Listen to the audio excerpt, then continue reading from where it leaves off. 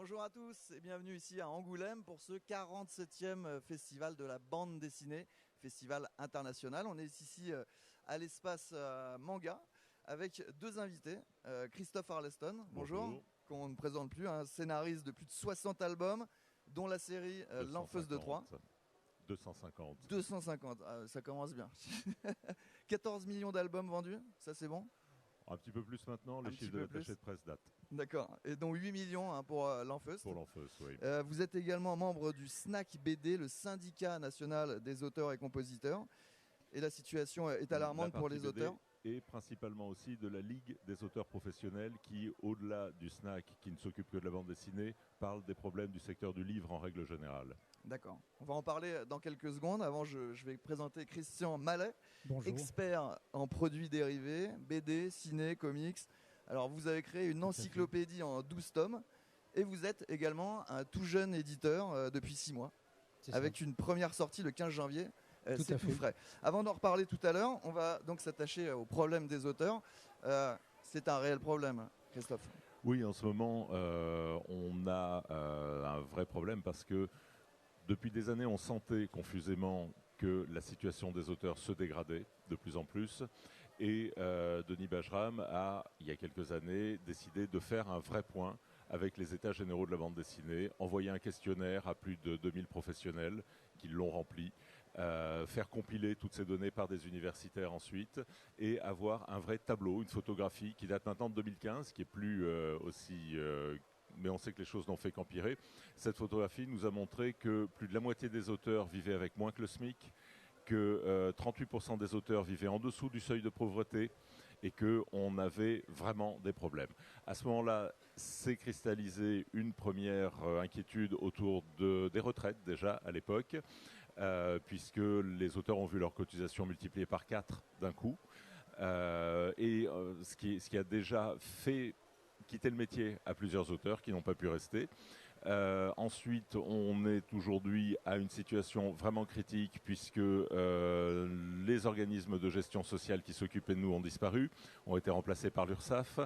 Le gouvernement, à un moment donné, a été tenté de nous assimiler aux avocats, aux médecins, à toutes les professions libérales.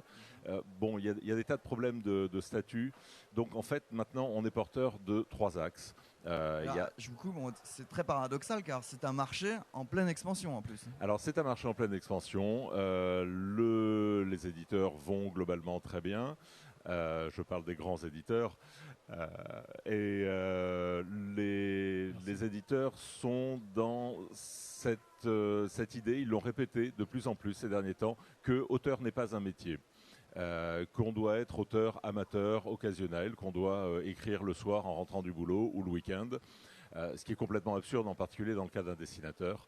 C'est un métier à plein temps. Peu de gens s'en rendent compte, mais en fait, un album de bande dessinée, c'est à peu près 2 mois de travail pour un scénariste et 8 à 10 mois de travail minimum pour un dessinateur. Certains sont plus rapides, d'autres un peu plus lents, c'est une moyenne. Mais donc, grosso modo, c'est 1 an de boulot pour un dessinateur. 1 an de boulot, 10 heures par jour, les week-ends compris bien souvent. On ne peut pas être amateur dans ce cas-là. Par contre, les éditeurs ont tendance à proposer des forfaits maintenant, alors qu'avant les auteurs étaient payés à la page, des forfaits qui sont parfois dérisoires, parfois 2000, 3000 euros pour un bouquin, donc pour 1 an de boulot. La situation devient impossible pour beaucoup d'auteurs, pour beaucoup de jeunes auteurs. Je précise immédiatement que tu m'as présenté, moi je fais partie de ceux qui ont la chance d'être à l'abri de faire des best-sellers et c'est pas pour moi que je me bats. Là, je me bats pour les jeunes qui débutent et des fois pour des gens qui sont dans le métier depuis très longtemps et qui aujourd'hui, à 50 ans, 60 ans, voient leur situation devenir très très difficile. Donc les 3 axes principaux de votre combat. Les 3 axes principaux, c'est d'abord arriver à obtenir du gouvernement un vrai statut de l'auteur, un statut qui protège l'auteur parce que l'auteur est la brique de base de l'ensemble du rayonnement culturel, pas seulement du livre. Déjà, le livre pèse 2 milliards d'euros, plus que l'automobile, mais au-delà de ça, le livre alimente par son imaginaire, par sa création, l'ensemble de l'audiovisuel, de la création télé. Tout un rayonnement du livre. Voilà, c'est un immense château de cartes qui est construit au-dessus de ces petites briques que sont les auteurs. Et tuer la création des auteurs, c'est appauvrir l'ensemble de la création française et au-delà de là, tout un pan de l'industrie française. Donc il y a un vrai enjeu. Ce vrai enjeu, Denis Bajram a essayé de le faire passer au président Macron hier, donc qui l'a entendu. Maintenant, on verra ce qu'il va en faire. Jeudi. Voilà. Oui, jeudi dernier. Et là, on est maintenant dans une situation, on a eu ce rapport Racine qui a mis vraiment les choses sur la table. C'est un rapport avec 23 mesures préconisées. Voilà, 23 préconisations, un grand nombre de constats, de choses sur lesquelles on tirait l'alerte depuis longtemps, on nous disait non, non, non, non. Et puis là, finalement, cette commission gouvernementale a réellement mis en lumière tous ces points sur lesquels on tirait la sonnette d'alerte. Donc, notre premier axe, c'est obtenir un statut décent pour les auteurs, statut social, retraite, voilà, le package auquel tout le monde est habitué, sauf nous. Le deuxième axe, c'est dans nos relations avec les éditeurs, avoir une conception différente du rapport auteur-éditeur, une conception plus collaborative, avec des demandes simples comme un minimum de 10% de droits d'auteur, comme un système qui mettrait en place une rémunération à la commande d'un bouquin et non pas simplement des avances de droits. Voilà, donc là, il y a des choses à discuter avec les éditeurs. Et le troisième point, ça, c'est le gros crabe dont on s'est aperçu en soulevant le caillou. Des organismes qu'on appelle les OGC, c'est-à-dire des organismes qui sont chargés de récupérer les droits d'auteur pour les redistribuer aux auteurs. Ils sont bien connus, on a la SOFIA dans le livre, il y a la SCAM, dans l'audiovisuel, la SACEM est très connue, la SACD, voilà, il y a un grand nombre d'organismes comme ça et de sociétés qui gravitent autour, un petit peu bizarre. Et là, on s'est aperçu qu'il y avait énormément d'argent dormant qui servait à des frais de fonctionnement assez somptuaires et que tout ça devrait être redistribué aux auteurs. On a une idée de la somme On parle en centaines de millions d'euros. Ah oui. On parle en centaines de millions d'euros. Oui, on rigole pas. C'est énorme, ouais. Et comme parallèlement à ça, le système qui gérait la sécurité sociale des auteurs jusque-là, l'AGESA, a fait d'énormes conneries avec un K majuscule au cours de ces dernières années. Beaucoup d'auteurs ont été lésés et ont payé mais n'ont pas été enregistrés. C'est-à-dire le jour de leur départ à la retraite, ils vont s'apercevoir qu'en fait, ils ont cotisé pour rien. Et qu'il n'y a absolument aucun recours possible. C'est des situations aberrantes. Hein. Donc on se dit que ces centaines de millions d'euros pourraient créer un fonds d'aide pour soutenir à ce moment-là ceux qui vont se retrouver dans la merde au moment de partir à la retraite. Christian Mallet, tout jeune éditeur. Alors vous, qu'est-ce que vous mettez en place justement pour que ce système devienne un peu plus vertueux peut-être en rémunérant les auteurs Déjà j'essaye de corriger tout ça. C'est-à-dire, j'ai beaucoup discuté avec mon auteur à ce sujet-là, et puis on a essayé d'établir une base différente, et puis essayer de s'en sortir, parce que justement c'est un partenariat. Moi je pars du principe que c'est pas qu'un contrat d'auteur que je peux récupérer et qu'elle peut signer, c'est une association pour moi. Donc on a travaillé ensemble sur le livre, on a réfléchi à comment on allait pouvoir la rémunérer, et puis... Donc l'auteur, c'est Sarah Belmas qu'on va recevoir dans quelques instants sur ce plateau. Non, pour lever l'encre, on a bossé là-dessus et puis j'espère que s'il réussit, on y réussira ensemble justement. Christophe Arleston, il y a des débrayages prévus, il y en avait un hier. Alors hier, il y a eu une belle manif qui est partie de la mairie où à peu près tous les auteurs étaient là, à peu près toute la profession était présente. On a constaté vraiment une très très belle mobilisation. Déjà, une tribune a été publiée il y a quelques jours qui a été signée par 1300 auteurs. Et dans les 1300 auteurs, il y a absolument tous les grands noms. Personne ne manque à l'appel. Et sur les 1300 auteurs, vous pouvez faire la liste. Il y a personne quasiment il y a plus de la moitié, vous les connaissez forcément, même si vous n'êtes pas spécialiste. Donc, et tout le monde était là à la manif. Donc ça, c'est vraiment... On sent qu'il y a une vraie volonté collective des auteurs d'avancer aujourd'hui. Ils sont regroupés, ces auteurs, vous faites corps ensemble hein? Oui, on fait corps. Après, c'est un métier d'individualiste, chacun est chez soi. Évidemment, chacun a des opinions qui peuvent diverger, mais sur les revendications essentielles, tout le monde est d'accord. Et pour en revenir à ce que disait notre ami, voilà, sur les relations auteur-éditeur, moi je me souviens de mon premier éditeur, qui était mon éditeur historique pendant très longtemps, qui était un ami, Mourad Boudjelal, qui me disait, de toute façon, Ça doit être gagnant-gagnant, c'est-à-dire que un éditeur qui pressure son auteur, en fait, il perd à long terme parce que l'auteur n'a pas envie de rester, il va partir ailleurs et il va aller faire autre chose. Donc c'est stupide. Et pourtant, quelques grands éditeurs aujourd'hui sont dans cette logique-là. C'est absurde. C'est toujours ce même problème des métiers dits passion, où on n'est pas rémunéré à juste titre. Oui, et on a l'impression que les éditeurs pensent qu'il y a un vivier d'auteurs à venir absolument inépuisable. C'est-à-dire que ceux-là ne veulent pas jouer le jeu, hop, on les fout dehors, on en trouvera toujours des jeunes capables d'accepter n'importe quoi. Alors oui, on trouvera toujours des jeunes capables d'accepter n'importe quoi, mais on voit des fois un niveau des bouquins baisser, puisqu'on a ce problème de la surproduction, il sort de plus en plus de livres chaque année. Certains, faits par des très bons auteurs, sont torchés, bâclés. Et moi, j'en ai discuté avec des amis qui ont fait des bouquins, mais vraiment bâclés. Et j'ai dit, mais merde, mais tu vaux 10 fois mieux que ça. Il me dit, oui, mais pour ce que j'ai été payé, je ne pouvais pas me permettre d'y passer plus de temps. Là, on a un problème, quand on arrive à toucher à la qualité du livre. Alors, c'est évidemment un coup de projecteur pendant Angoulême, les suites de ce mouvement. Les suites de ce mouvement, qui est particulièrement donc porté par la Ligue des auteurs pros qui concerne l'ensemble du livre, eh bien, il y a Livre Paris dans 2 mois.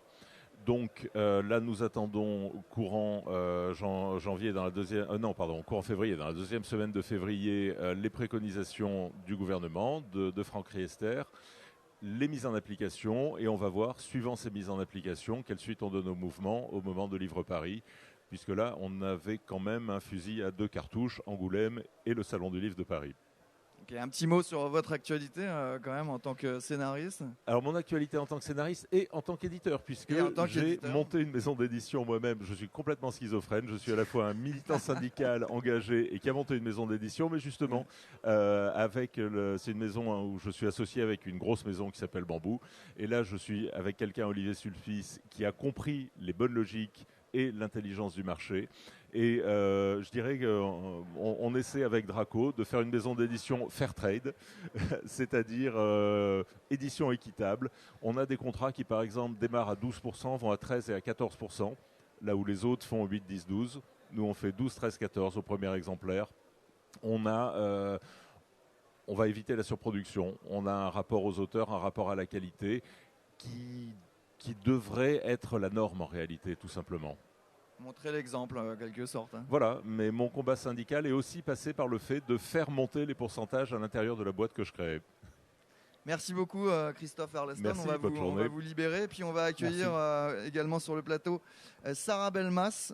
Christian Mallet, vous allez nous la présenter, puisque vous la connaissez bien. Venez Sarah Belmas, et puis Olivier Roche également, qui est tintinophile. Vous connaissez tous les trois. Bonjour. On a 3 amis là. Et on s'est rencontrés chez les tintinophiles, justement. Sarah, je la connais depuis... Alors un petit mot, puisque vous êtes l'éditeur de Sarah Belmas. Bonjour Sarah. Bonjour. Vous pouvez nous présenter Lever l'encre, qui est votre premier ouvrage. Voilà, c'est une histoire autobiographique. J'ai voulu mettre en scène, le résumé est sobrement l'histoire ordinaire d'une femme ordinaire et de ses angoisses ordinaires. J'ai volontairement voulu pas nommer les choses parce que j'ai pas envie qu'on mette l'étiquette dépression, etc. pour que chacun puisse aussi se reconnaître dans une histoire qui est relativement personnelle mais qui reste universelle. Et en fait, c'est la volonté de mettre les angoisses, les doutes qu'on peut avoir, les moments de douleur, de deuil, et les démystifier. Et surtout expliquer que on ne stagne pas éternellement dans nos doutes, dans nos douleurs, et qu'on peut s'en sortir. Enfin, ça reste vraiment très commun. Après, j'y mis beaucoup de moi, c'est mon histoire. Et en fait, c'était surtout une volonté d'exorciser tout ça, parce que pendant des années, j'ai cru que j'allais stagner dans ces douleurs-là, en fait. Et c'est la volonté de dire que dans la vie, rien n'est linéaire, on peut s'en tirer et lever l'encre pour d'autres horizons. Voilà. Alors vous êtes à la base illustratrice et photographe. Voilà. Ça fait quoi de sortir un premier roman graphique, ça s'appelle comme ça? J'arrive toujours pas à y croire. Ouais. J'arrive toujours pas à y croire. Moi non plus. C'est vrai que... Et l'éditeur non plus, c'est bien. Il faut dire que c'est Il m'a fait confiance. Il y a cru et moi-même je ne croyais pas en moi et il a cru en moi pour moi en fait. Et c'est une sacrée aventure.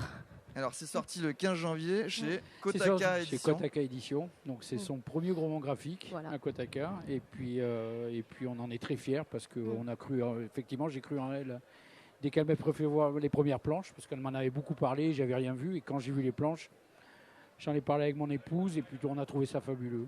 Donc le trait d'abord me plaît beaucoup et c'est important chez un dessinateur. Et puis l'histoire est émouvante. Et puis comme elle le dit, je pense que ça peut apporter à beaucoup de gens. Et puis les gens qui l'ont lu jusqu'à présent sont plutôt touchés, donc ça part bien. Il y a d'autres sorties à venir ou pour l'instant alors on se calme un peu Pour le moment, on est sur un nuage, donc on va laisser bouger le nuage pendant quelques mois. On a déjà pas mal de dates de prévues sur pas mal de dédicaces, sur des salons. Et, tout au long de l'année. On va partir en Belgique aussi. Ouais. On commence déjà à penser à un tome qui ne sera pas un tome 2, mais qui sera une autre histoire. Elle a déjà des idées. Et puis on travaille déjà dessus, mais bon, il faut un an, quoi. Donc on s'est donné rendez-vous encore à Angoulême. Hein. Voilà. Sarah Belmas, justement, le premier Angoulême. Hein, c'est ça, le premier Angoulême. Comment ça se passe? C'est quoi l'ambiance ici? C'est, comment dire, c'est... Famille. Ambiance famille, hein. Ouais, c'est ça, ambiance famille. Voilà.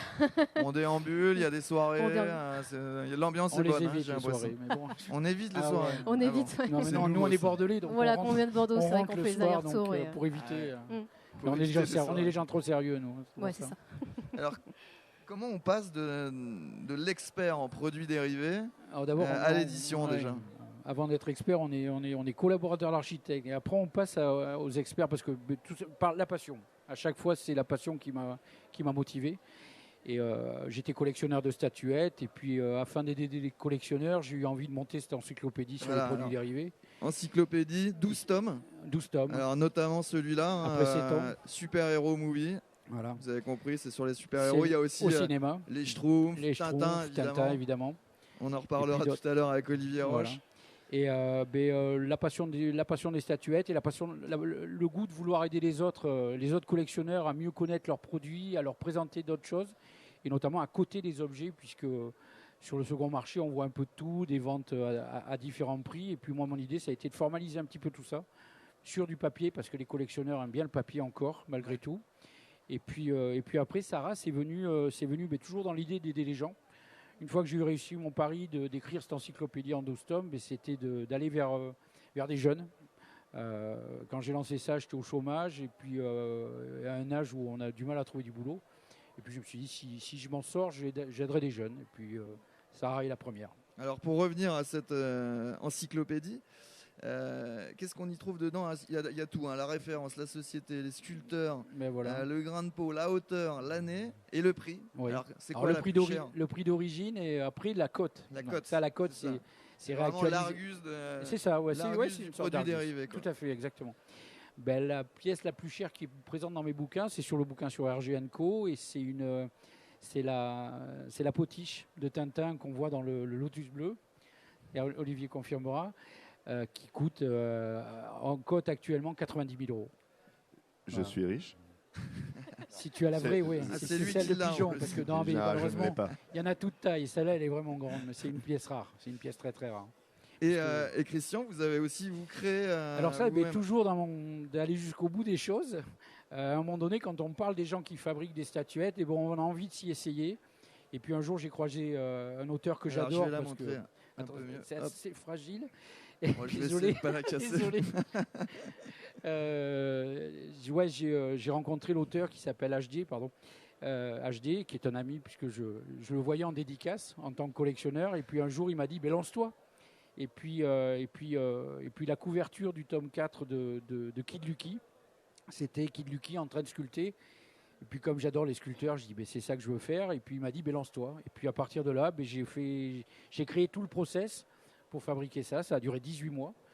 Il y a une vingtaine de personnes qui ont travaillé sur le projet. Et puis on aboutit à cette pièce qui existe en 50 exemplaires et qui est diffusée un peu partout, que j'ai diffusée un peu partout en France et en Europe. Alors de la figurine à Tintin, il n'y a qu'un pas forcément. Vous connaissez d'ailleurs tous les trois. par Je une connais très bien. association qui s'appelle les Amis de Hergé. C'est ça. Tout à Olivier fait. Roche, présentez-nous un peu cette Alors, association. On va les, remettre. les Amis de Hergé sont la plus ancienne des associations de regroupement de tintinophiles, qui a été créée en 1985, donc 2 ans après la mort de Georges Remy, dit Hergé, le dessinateur des aventures de Tintin et de certaines autres œuvres, par une petite poignée de passionnés en Belgique. Ils étaient une cinquantaine au départ et ça s'est très vite répandu en France, en Suisse, voire au-delà, au fil des ans. On est maintenant presque 1500 membres répartis sur 22 pays. Il y en a pas mal à Bordeaux, hein, je crois. Il y a quelques-uns à Bordeaux. Il y a des illustres Nous sommes tintinophiles à partout. Bordeaux. On a aussi nombreux. on a aussi des camarades à Bordeaux, une autre association qui s'appelle les Pélicans Noirs, qui est beaucoup plus modeste que la nôtre en taille, mais en action, je ne sais pas. Il y a des dizaines d'associations tintinophiles en Europe et au Québec. D'accord. Alors, vous créez une revue. C'est Tout ça, à fait. hein, on a une revue semestrielle. Une revue semestrielle Les Amis de une 60aine de pages en quadricouleur, qui est faite pas en partenariat, mais avec l'accord de la société Moulinsart, qui gère les droits de l'image de Tintin. Donc on a le droit de publier en quadri un certain nombre d'illustrations tirées des albums, et ainsi toutes les découvertes que l'on peut faire au fil du temps, des choses inédites qu'on retrouve dans des greniers, etc. Voilà, cette revue ne se trouve ni en librairie ni en kiosque, elle est uniquement réservée aux membres de l'association.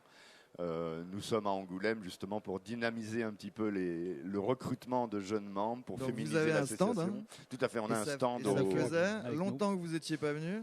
Exactement. 1990. 30 ans. 30 ans. Voilà, on va fêter notre 35e anniversaire l'année prochaine. Et donc on a décidé de tenir ce stand au Para-BD. D'accord, eh ben, vous pouvez aller voir l'association, donc les Amis de Hergé. On Alors est côte à Olivier côte. Roche, vous avez également écrit un livre Tintin, bibliographie d'un mythe. Voilà. Et vous êtes le spécialiste, on va dire, de la méta-tintinologie. Alors qu'est-ce que c'est? Absolument. Expliquez-nous tout. L'œuvre d'Hergé est une des œuvres qui a fait le plus écrire sur elle. C'est-à-dire que c'est un des auteurs du XXe siècle sur lequel on a le plus de livres. On en recensait en 2014 à peu près 400. On doit arriver vers les 600 de 3 ans plus tard. Ce sont des analyses, des hommages, des études sur l'œuvre, sur l'auteur, etc. Donc c'est un mouvement perpétuel dans les médias et dans le milieu culturel autour de Hergé et de Tintin. On ne peut pas ouvrir un journal pratiquement une semaine sans avoir une allusion ou un article sur Hergé ou Tintin. On a aussi de nombreuses associations, des groupes plus ou moins discrets, puisque tout n'est pas autorisé dans ce milieu. Il y a des dizaines et des dizaines de faux albums de Tintin qui circulent sur Internet ou parmi les amateurs de ce genre. Alors, parlez-nous un petit peu de votre t-shirt, là. Ah, ce sont nos amis de Blue Rider Publishing qui ont édité deux ouvrages sur les avions dans les aventures de Tintin.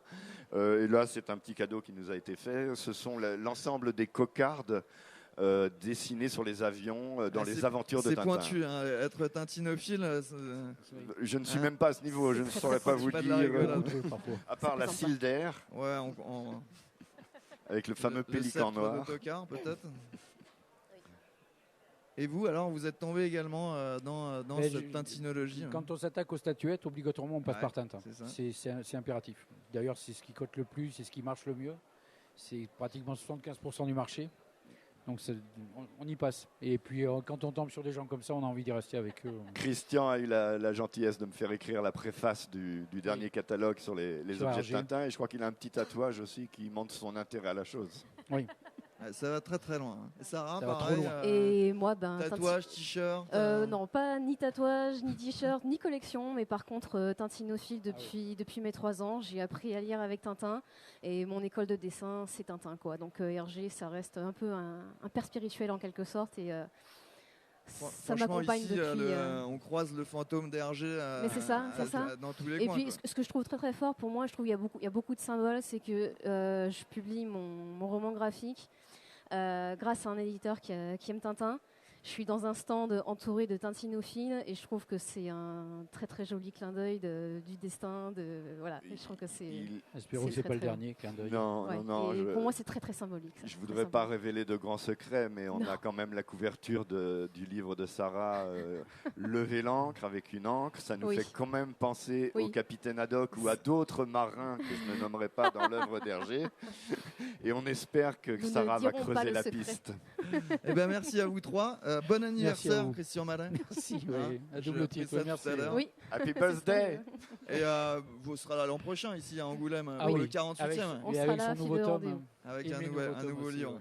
Merci à vous. Merci beaucoup. Merci beaucoup.